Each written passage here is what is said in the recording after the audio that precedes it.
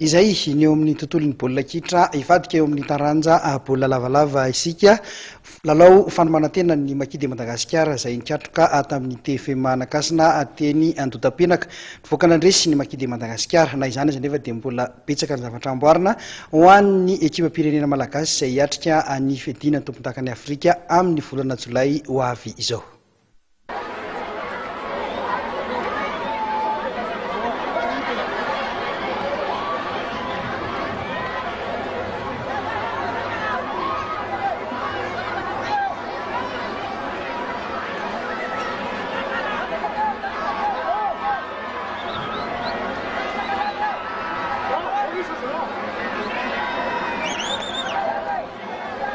Lalao fitsapana voalohany ho an'ny Makidy Madagasikara ny fikatrohany tamin'ny Boikely Manohatra teny amin'ny Kianjamaki teny Andotapenaka io tolakandro io. Nandresy tamin'ny isa maro ny Maki saingy na izany aza mbola betsaka ny lesoka tokony ho amboarina ao anatin'ity ekipa pirenena malagasy ity. Mbola nahatonga baolina nentintanana mantsy ny TFM nanoloana ny mpilalaon'ny Maki. Miadana loatra zany hoe le rythme zany mbola tsy tenao fa misy kosa ny hoe le circulation na baolina eo ambony terrain zany mouvement général efa mazava ihany le organisation zany mbola organisation foto zany jerevana dia misy keo zany misy consigne hoe aza maka baolina mihitsy mba hananana placage zay le hoe attaquant sans ballon zany hoe raha ohatra tsy mandray baolina mihitsy fa midéfense fotsiny dia manary baolina ny adversaire dia zay vao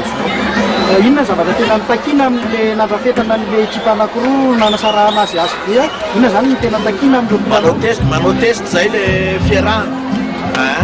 misy pilier telo efa zatra miaraka ao misy trois quart efa zatra miaraka ao dia test tena ohatr'izay izy fa na izany ary hita ihany hoe le tanora reto le niditra voalohany reny. Ho an'ny Joda kosa dia nambarany fa efa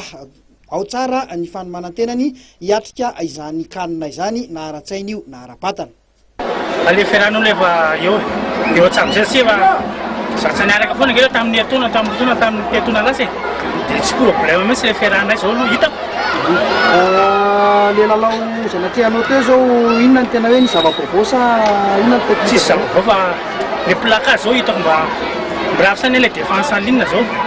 hitako hoe miravisany satria ny consigne amin'ny écran. Ahoana ny fahavononana zany ho an'ny Joda ny kanina? Tena vonona tanteraka mihitsy efa ela mihitsy mantsy nanirena ty vazanty satria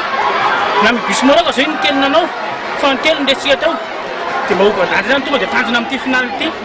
ohatrany simobeta sy simobeta efa resika tany aminazy tsy hoe manambany anazy sika fa vonona tao zany ny bandy.